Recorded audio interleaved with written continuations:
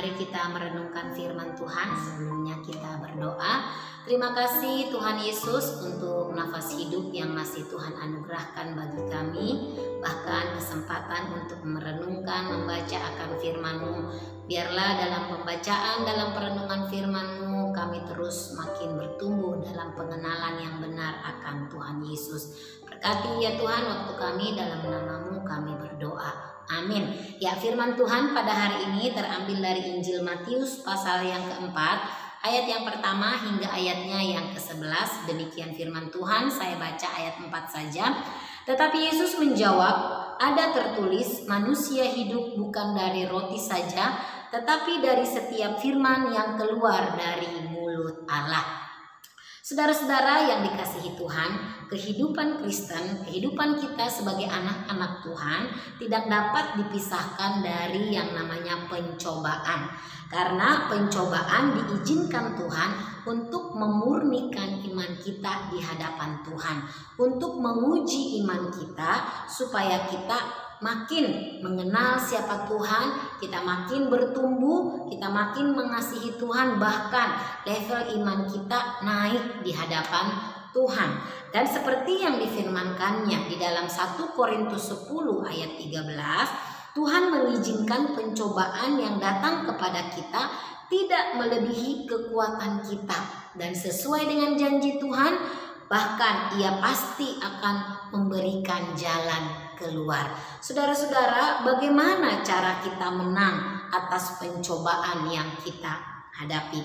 Belajar dari Tuhan Yesus, teladan iman yang ditunjukkan Yesus di dalam pembacaan firman Tuhan ini. Kalau kita memperhatikan, 3 kali Yesus dicobai oleh iblis.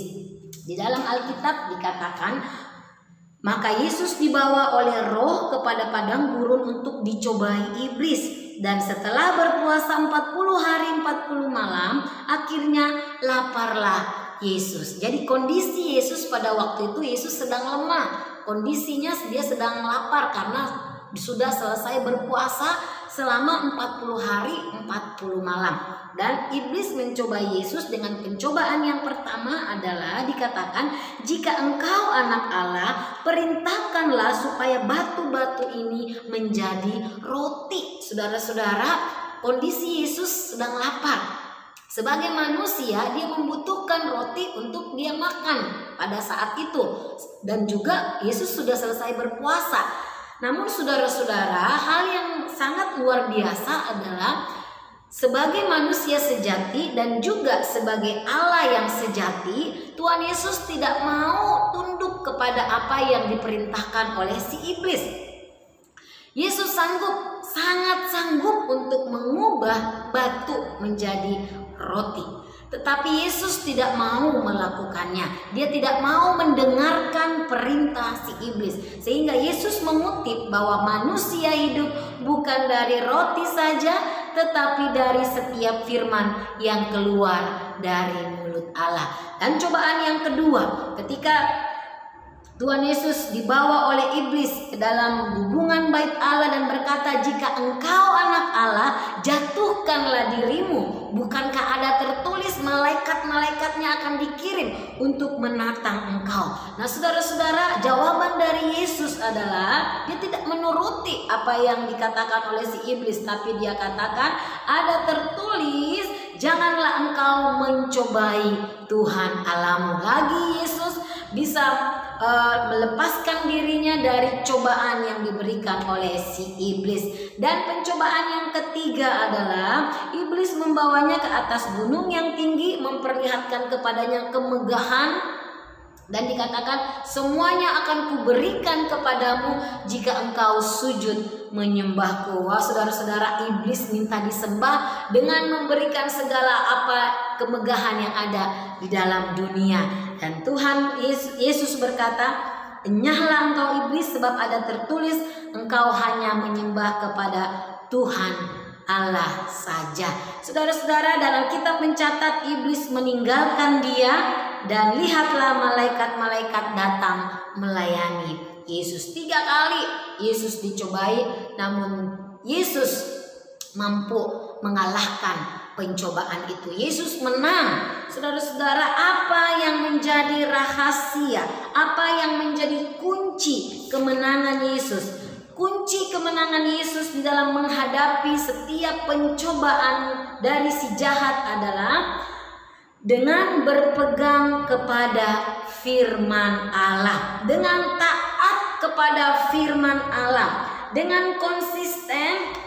Yesus menunjukkan, memberi jawaban atas setiap apa yang ditujukan kepadanya dengan mengatakan sebab ada tertulis. Saudara-saudara yang dikasihi Tuhan, hanya dengan berpegang kepada firman-Nya lah setiap kita akan mampu menang atas setiap pencobaan yang Tuhan izinkan terjadi di dalam kehidupan kita. Saudara yang dikasihi Tuhan, tidak ada kekuatan lain yang membuat kita untuk menang atas pencobaan selain daripada firman Tuhan.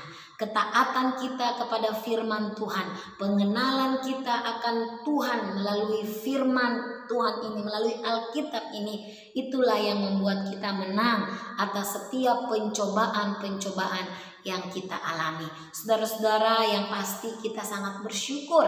Kita bersyukur karena kita memiliki Alkitab dan kita dengan bebas bisa membaca Alkitab ini. Mari saudara-saudara kita gunakan waktu dengan baik.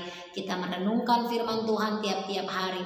Kita membaca Alkitab karena dengan firman-Nya lah kita akan kuat menghadapi setiap peristiwa yang Tuhan izinkan di dalam kehidupan kita. Kiranya Tuhan Yesus menolong kita dengan firman-Nya. Terima kasih ya Tuhan untuk kebenaran firman yang sudah kami baca, kami renungkan. Biarlah ya Tuhan kami senantiasa terus bergantung kepada Tuhan. Kami terus belajar taat kepada Tuhan, kepada firman Tuhan, sehingga kami boleh menang atas setiap pencobaan yang Tuhan izinkan terjadi di dalam kehidupan kami. Di dalam nama Tuhan Yesus kami berdoa, kami mengucap syukur. Amin.